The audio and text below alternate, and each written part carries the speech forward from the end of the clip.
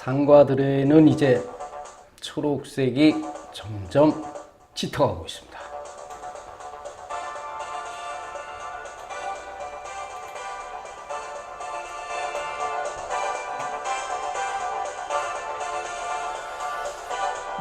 이슈 브리핑을 시작하겠습니다.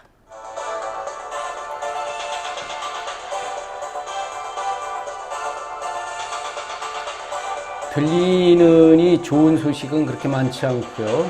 그래도 또 남과 북 정상회담이 결정이 됐죠. 점점 남과 북이 봄의 기운 속으로 들어가는 그런 느낌입니다.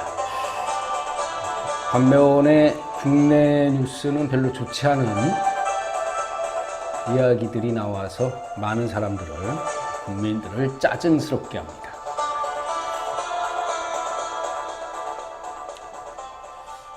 외국에서 외국 기자들이, 외신 기자들이 가장 오고 싶어 하는 나라가 가운데 하나가 바로 우리나라입니다. 왜냐면요, 뉴스거리가 넘쳐납니다. 매일매일. 뭐 쉬지 않고 이렇게 뉴스거리가 넘쳐나는 곳은 분쟁 지역인 저기 시리아라든지 중동, 뭐 이런데, 남미, 뭐 이런데 빼고 평온한 나라 가운데서 뉴스거리가 참 많은 그런 나라가 대한민국입니다. 그래서 외신 기자들이 뭐 전쟁의 걱정 없고 뭐 이러니까 죽을 염려 없고 다칠 염려 없으니까, 또 뉴스거리는 넘쳐나니까, 그러니까 한국을 오고 싶어 한다고 합니다. 그만큼 얘기거리가 많습니다. 자, 오늘 얘기하는 것은 이제 야당이 된 자유한국당의 모습을, 벌써 이제 1년이 이제 다 돼 가는데, 야당이 된 지. 아직도 그 야당의 모습, 야당의 선명성을 보여주지 못하고 있다는 것에 대해서, 또 툭툭 갑자기 잊을만 하면 튀어나오는 막말에 대해서 한번 좀 얘기 좀 해볼까 합니다. 당대표가 막말을 하니까 당 대변인도 막말을 오버해서 하는 행태를 보이고 있다. 그 자유한국당 홍준표 대표와 장제원, 홍진기 두 대변인의 최근 막말 논란에 대해서 이 말을 누가 했냐면, 다른 당도 아닌 같은 당 정우택 전 원내대표가 한 말입니다. 그 홍준표 대표의 독선을 비판하면서 그 4선 이상 중진들이 모여서 점점 그 비난의 목소리를 좀 키우고 있는 거로 보여집니다. 이 박근혜 전 대통령 탄핵 이후에 사실은 보수 붕괴라는 말이 어울릴 정도로 자유한국당은 아주 망가졌습니다. 망가졌으면 빨리 야당성을 회복하고 좀 선명성을 좀 만들어 나가야 될 텐데, 그냥 좌충우돌하는 1년 가까운 이 기간 동안 좌충우돌하면서 큰 소리나 막말이 그냥 야당이 해야 되는 것인 줄 알고 그렇게 하고 있습니다. 지켜보는 국민들 참 짜증납니다. 먼저 요 최근에 있었던 일 한 두 가지를 한번 짚어보겠습니다. 장제원 그 대변인의 그 얘기에 대해서 정우택 전 원내대표는 중진 의원 모임에서 뭐라 그랬냐면, 우리 중진들에게 평생 들어보지도 못한 연탄가스를 언급하는 걸 보고 당대표의 품격 있는 행동을 요구하는 게 허공의 메아리로 끝나는 게 아닌가 우려된다. 그러면서 여러 사람들을 만나서 이야기를 들어보니까 결국에는 결론이 대표의 막말 입조심 좀 시키라는 것이었다. 이렇게 얘기하더군요. 대표가 그렇게 하니까 대변인들이 막말을 한다라는 그런 얘기를 하면서 이렇게 덧붙였습니다.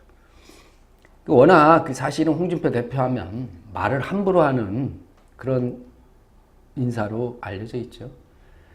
하지만 당대표에 앉아있는 상황에서도 잊을만 하면 막말을 던지고 잊을만 하면 막말을 던지고 해서 참 뭐가 문제인가 나름 한번 알아봤더니 현재까지도 1년이 다 되는 상황에서 당 지지율은 안 오르죠. 6.13 지방선거에 좀 중량감 있는 인사들을 영입하려는 것도 계속 꽉 나죠. 그러니까 이 초조함이 계속 쌓일 거 아니겠습니까? 아, 내가 당대표였으면 빨리빨리 이제 자유한국당도 좀 지지율도 높이고, 또 좋은 사람들, 여러 중량감 있는 사람들 영입을 해서 지방선거도 이겨야 되는데, 그런 기미가 지금 안 보이니까 이렇게 큰 소리하고 막말을 하는 것이 아닌가 생각을 합니다. 지난 22일에 장제원 수석 대변인은 울산경찰청의 울산시 압수수색과 관련해서 논평을 했습니다. 대변인 논평을 했는데 여러분들 다 아시다시피 잠깐 읽어드리면 경찰이 급기야 정신줄을 놓았다. 정권의 사냥개가 광견병까지 걸려서 정권의 이익을 위해서라면 닥치는 대로 물어뜯기 시작했다. 미친 개는 몽둥이가 약. 이렇게 주장을 했습니다. 미친 개는 몽둥이가 약이라는 얘기는요. 예전에 1976년도인가요? 78년도인가요? 그 북한과 남북한이 대치하는 판문점에서 그 북쪽에서 도끼 만행 사건이 있었습니다. 그때 나왔던 얘기가 미친 개는 몽둥이가 약. 이런 얘기들이 있었죠. 좀 심하죠, 사실은. 그러니까 아마도 그 역대 최악의 논평 가운데 상위권에 오를 만한 그런 논평이 아닌가 생각이 됩니다. 이러니 그 일선 14만, 15만 그 경찰들이 가만히 있겠습니까? SNS를 이용해서 피켓 시위, 또 장 대변인 시당 사무실에, 부산시당 그 사무실에 가서 1인 시위를 하는 등 아주 행동으로 나서기 시작했습니다. 또 이철성 경찰청장도 기자간담회를 통해서 울산경찰청의 사안은 의도적인 표적 수사가 아니다. 수사는 수사대로 진행을 한다. 이렇게 이제 한국당이 내세운 정치 공작을 주장에 대해서 반박을 하기도 했는데, 이 장 대변인이 사실은 울산시에 대한 그 울산경찰청의 압수수색을 항의하는 선에서 그냥 논평을 끝냈으면 괜찮았을 수 있습니다. 그건 누구나 할 수 있는 얘기죠. 야당 탄압이다 이건 할 수 있습니다. 근데 경찰들을 싸잡아서 막말을 했으니까 경찰이 이렇게 들고 일어나는 것은 당연한 겁니다. 근데 더 웃긴 것은 이런 장 대변인의 막말이 잘못됐다라는 것은 그 다음 날부터 논란이 일고 파문이 확산되는 그런 모습을 보면 말려야 되지 않겠습니까? 근데 홍 대표는 말리기는커녕 이틀 뒤에 24일에는 뭐라고 그랬냐면 역시 SNS를 통해서 경찰이 장 대변인 논평에 대해 강력 반발하는 그 모습에 대해서 과거에 있었던 사복 무장경찰, 일명 백골단이죠. 백골단을 언급하면서 불난 집에 기름 붓는 그런 또 발언을 했습니다. 미친 개 논평에 대해 경찰의 외곽 조직들이 조직적으로 장 대변인을 비난하는 모양이다. 어처구니 없다. 법조계에서도 이번 울산 경찰청장 사건을 보고 절대 경찰에게 독립적인 영장 청구권을 주면 안 된다고 많은 사람이 조언을 했다. 그렇게 얘기한 뒤 사냥개 피하려다가 미친 개 만난다고 비유하면서 극력 반대했다. 역시 또 개 얘기가 또 나왔습니다. 검경 수사권 독립을 운운하면서 한마디로 경찰 보고 까부지 말라 라는 식의 모습을 보인 겁니다. 당 대표가요. 그리고 경찰을 향해서 또 한번 자신의 불법 행위는 반성하지 않고 오히려 공당의 대변인을 음해로 비난하는 행위는 그야말로 적반하장이다. 이렇게 비난을 했습니다. 여러분들이 듣기에, 여러분들이 보시기에 느끼시는 그대로입니다. 여러분들이 경찰이라고 생각을 하시고요. 경찰관이라고 생각하시고 이런 얘기를 들었을 때 어떤 기분인가를 한번 생각을 해보십시오. 홍 대표는 또 이렇게 얘기해요. 경찰 조직 전체의 문제를 지적한 것이 아니라 울산경찰청장과 일부 간부의 오만과 중립 의무 위반, 직권남용을 지적한 것이다. 그런데 외곽 조직을 동원해서 공당 대변인을 핍박하는 것을 보니 더욱 경찰에게 센 권한을 주면 국민에게 더 큰 재앙이 올 수 있다는 판단이 든다. 그러니까 울산경찰청으로 이렇게 한정을 시키는 듯 하면서도 역시 검경 수사권 지금 대두되고 있는 이거에 대해서 일종의 협박이라고 할까요? 네, 좀 그런 모습을 좀 보였습니다. 또 그렇게 얘기합니다. 개헌시 독자적인 영장 청구권을 주려고 한 것이 대선 공약이었고 자기의 당론이었다. 근데 일부 간부 행태를 보니까 시기상조라는 판단이 든다는 것입니다. 검사 출신이지만 자기는 이명박 정부 시절부터 검경 수사권 조정에 경찰 편을 들었던 사람이다. 이렇게 얘기했어요. 자기는 경찰 편을 들어서 검경 수사권에서 수사권을 독립을 시키려고 했는데 울산시청에 대한 그 압수수색이라든지 뭐 장제원 대변인의 논평을 갖고 뭐라고 하는 거 그건 잘못된 것이다. 이렇게 이해를 했습니다. 그러니까 대변인 편을 들어준 거예요. 그리고 대변인한테도 또 그랬잖아요. 괴념치 말라.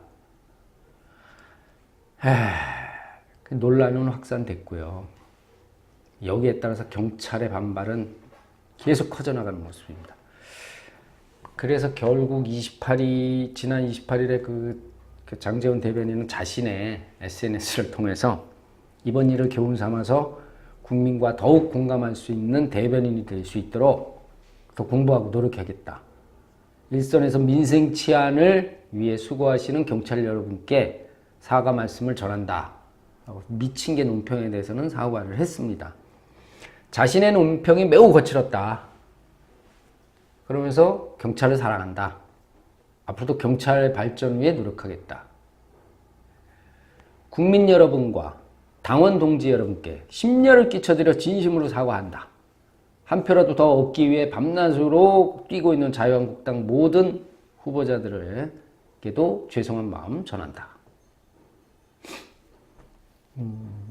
네, 사과문일 수 있습니다. 근데 논평을 낼 때는 TV에 나와서 전 국민들한테 그렇게 미친 게 운운하면서 논평을 하시더니 사과는 자신의 SNS를 통해서 이런 식으로 얘기한 겁니다.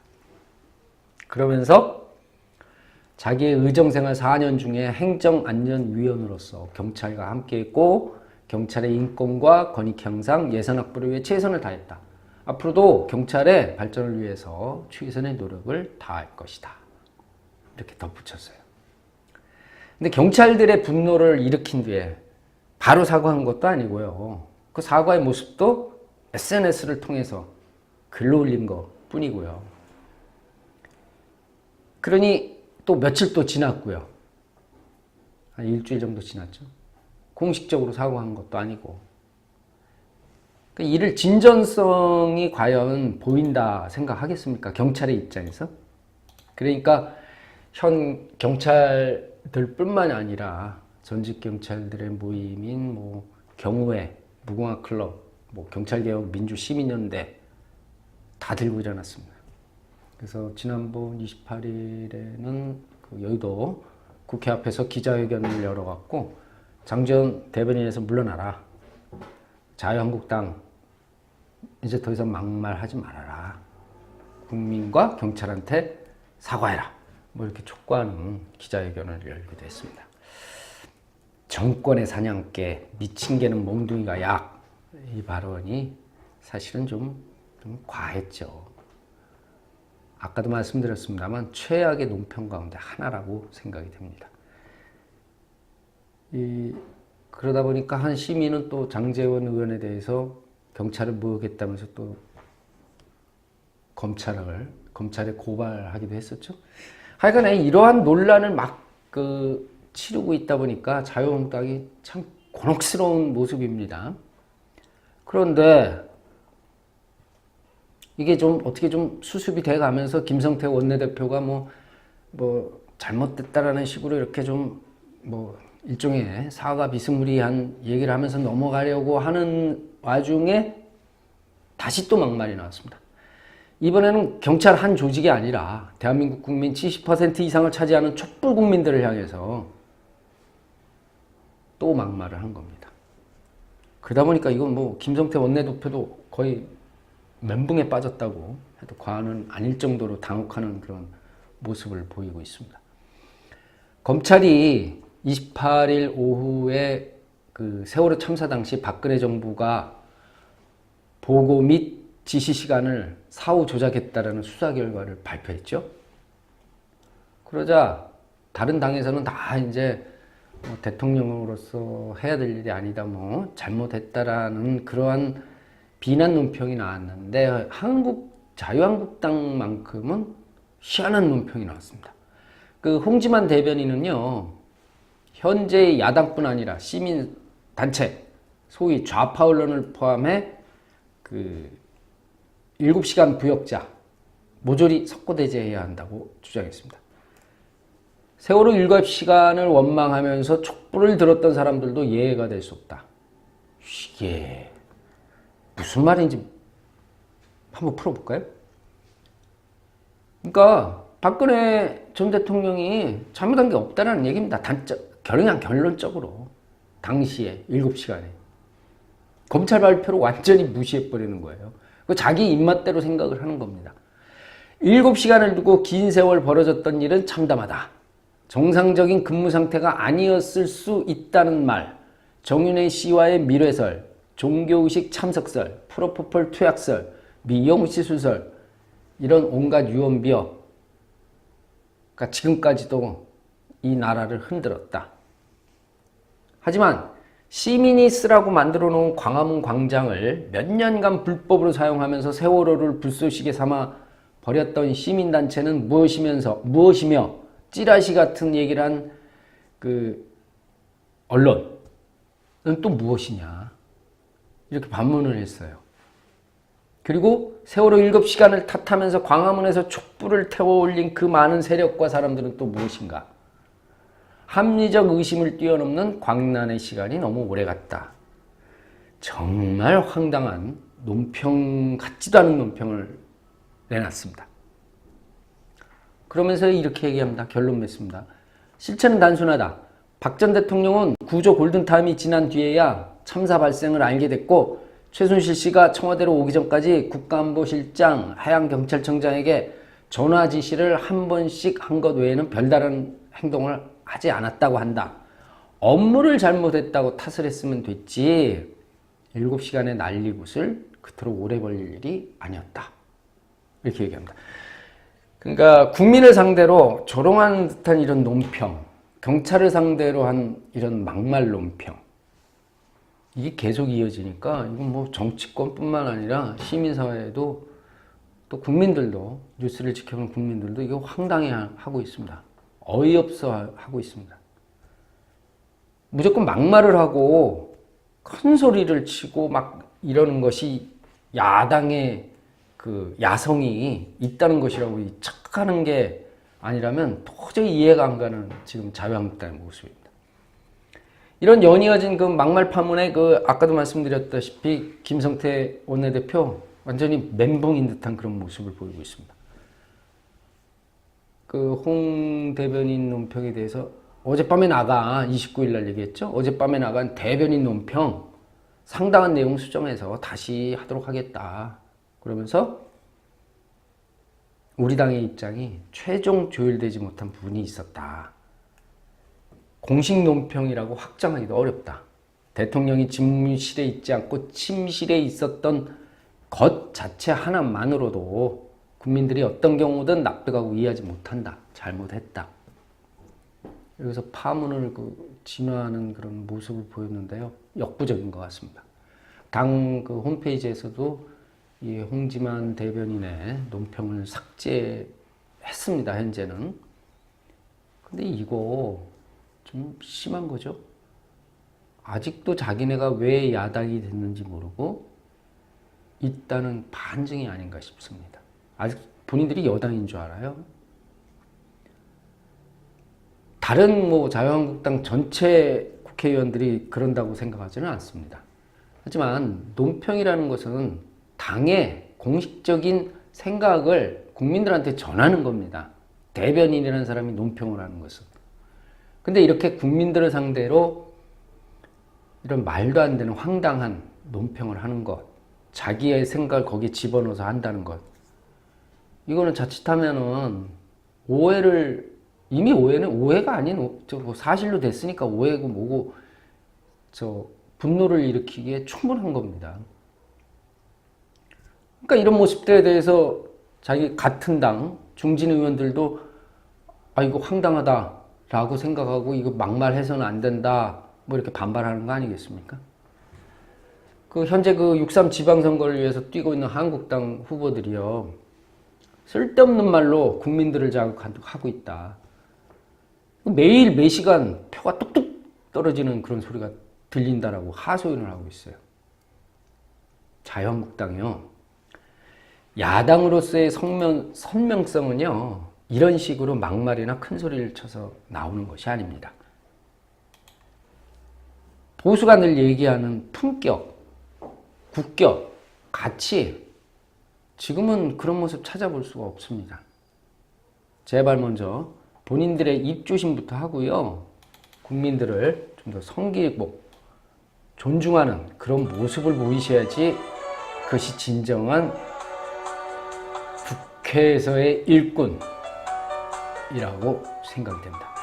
다시 한번 좀 품격 있는 그런 모습을 갖춰주시기를 진심으로 당부합니다.